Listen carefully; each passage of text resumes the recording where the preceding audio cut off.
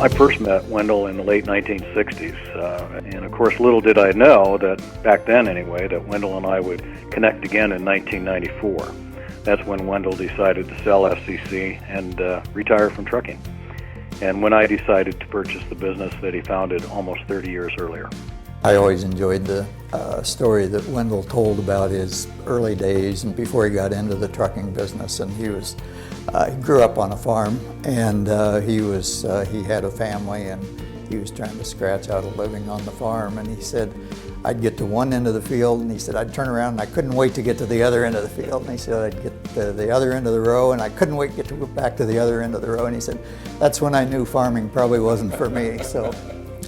Yeah, I think he's got some entrepreneurial spirit. Obviously, you have to be able to set out on your own and set a path that he did, and then adjusted that as things change, obviously. But he said he had a truck and a flatbed, and he drove over to what was called Valley Manufacturing at the time and talked to Bob Doherty and said, I'd like to do some hauling for you. I want to earn your business, and that's how it kind of started.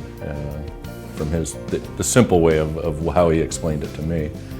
And obviously Wendell's personality, Mr. Doherty probably saw something in that and said, I'm going to give this guy a chance.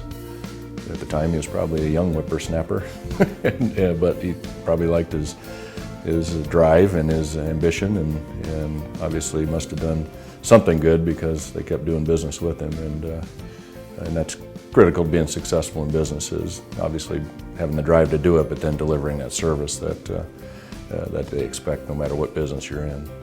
Well, we wouldn't be here if Wendell didn't have some really good business skills. He's a very loyal person.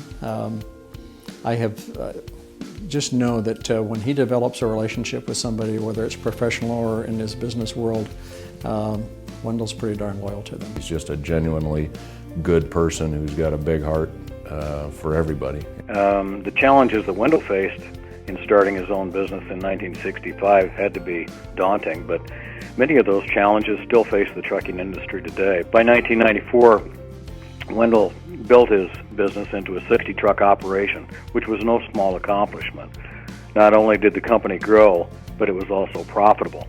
We were talking about how they decided to start the bank, and he says, well, there's Bill Monkey and I and Bernie Payton and some other guys in town, and I think we were at the library, that's what we'll call it, and decided to start American National Bank. And then he made a comment later on. He said when we decided to sell it, we were at the library again. So, interestingly enough, Wendell has a great understanding of his business. He has a great recall, and he's kept those relationships alive. But like Scott said, he has a very compassionate person. He loves to be around people. He's great with people. I think he loved that institution, American National Bank, more than anybody who was ever associated with it.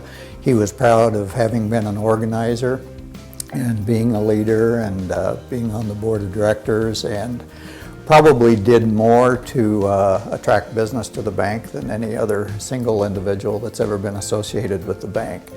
He built strong relationships with everybody, whether it be employees, customers, or vendors. Well, I think this honor is really well deserved. But when I think of Wendell Bruner, and I think of a person that's got a smile on the face and a twinkle in his eye, and you like him. This year, FCC is celebrating 50 years in business. We plan to have a one-day event later this year to officially recognize the occasion. And I hope that Wendell, who was the founder and the captain of the ship during the first 30 years at FCC, along with his wife Terry, will join us for that celebration. Congratulations, Wendell, for being inducted into the Fremont Business Hall of Fame. You most certainly earned it.